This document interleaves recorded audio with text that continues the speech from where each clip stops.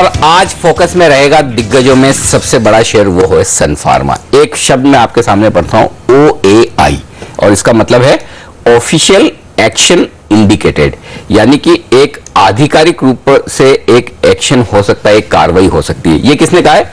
US FDA ने। किसके लिए? सन फार्मा के हलोल प्लांट के लिए। और ये बात बताई खुद सन फार्मा के चेयरमैन दिलीप सांघवी साहब ने नतीजों के बाद। अब इसको लेकर डर है कि सन फार्मा पर अगर US FDA का एक एक्शन होता है तो क्या होगा। नतीजे जो आए वीकेंड पर बाजार की उम्मीदों के मुताबिक बुरे नहीं है, लेकिन इस एक्शन का कितना असर पड़ेगा ये जानने की कोशिश करते हैं। फार्मा सेक्टर को बेहद करीबी से ट्रैक करने वाली सरबजीत कौर नांगरा हमारे साथ कार्यक्रम में शामिल हो रही है। सरबजीत जी, गुड मॉर्निंग, स्वागत है आपका CNBC आवाज पर। ये जो कुछ दिलीप सांघवी साहब ने कहा है, इसका कितना असर पड़ेगा शेयर पे? हाँ, देखिए इनके परफॉर्मेंस पे तो असर है ही है। लोन अभी भी जो एक तरह से जो है उसका इम्पैक्ट दिखाई दे रहा है उनके US नंबर्स पे। तो अगर ये एक्शन एक स्ट्रिंजेंट एक्शन हो जाएगा तो ये काफी डिले हो जाएगा प्रोसेस। लेकिन मेरे ख्याल से कंपनी जो है वो ट्राई करेगी कि वो या तो फिर साइड ट्रांसफर करे या फिर किसी थर्ड पार्टी सेल्स करे, बट डेफिनेटली वो कोई एक इलाज नहीं है लॉन्ग टर्म के लिए। तो मेरे ख्याल से इसका इम्पैक्ट डेफिनेटली पड़ेगा नंबर्स पे, और ये डिपेंड करता है कितनी जल्दी इससे बाहर निकल के आते हैं। मोस्टली हर कंपनी जो है कम से कम अगर एग्रेसिवली हैंडल करे तो ये नॉर्मली जो है एक्शन, ये इसका एक्शन जो है वो 2 साल में नॉर्मली कंपनी जो है उससे निकल के आ सकते हैं। सरबजीत, हम देख रहे थे जो कुछ रिपोर्ट्स आई हैं सन फार्मा के ऊपर इस एक्शन के बाद, नतीजों के बाद क्रेडिट स्विस ने डाउनग्रेड किया है, 1040 से लक्ष्य घटाकर 775 रुपए कर दिया है। इसके अलावा कोटक ने अपनी सेल की जो रेटिंग थी उसको बरकरार रखा है, 750 रुपए तक के लेवल्स वो सुझा रहे हैं। 750 तक के नीचे के लेवल्स बड़े ब्रोकरेज हाउसेस बोल रहे हैं, दोनों घरेलू और FIIs। ये बताइए कहां तक कमजोरी आ सकती है इस स्टॉक में इस खबर के चलते, आपका क्या अनुमान है? देखिए, थोड़ा वीकनेस तो स्टॉक में रहेगा, क्योंकि डेफिनेटली जैसे आपने डॉक्टर रेड्डी में देखा कि कोई भी US FDA एक्शन होता है जो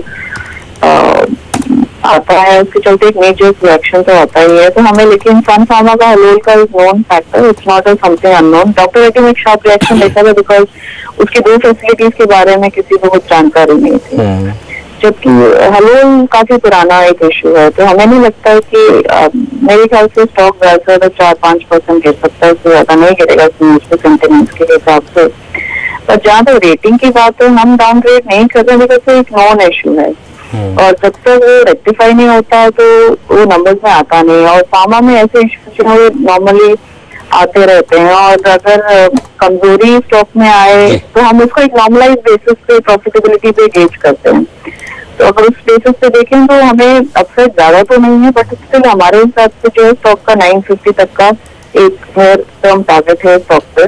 ओके, तो हमने अभी तो फिलहाल तो रिव्यू में नहीं डाला है। तो मुझे लगता है कि ये इशू जो है वो डेफिनेटली जैसे बाकी फार्मा कंपनीज को भी आप देख लीजिए, इश्यूज होने के बाद भी काफी हाई मल्टीपल्स पे ट्रेड करते हैं। ठीक बात है। तो मल्टीपल्स जो है वो कई बार आपको हाई दिखते हैं क्योंकि उनकी अर्निंग्स उतनी आ नहीं रही जितने एक्सपेक्टेड है, बट वो कहीं ना कहीं नॉर्मलाइज्ड अर्निंग को फैक्टर इन कर रहे हैं। बिकॉज ऐसे इश्यूज का आपको टाइमिंग देना बहुत मुश्किल होता है। ये ब्लू चिप कंपनीज हैं जो नॉर्मली जो बाउंस होती हैं तो बहुत अच्छी तरह बाउंस होती हैं।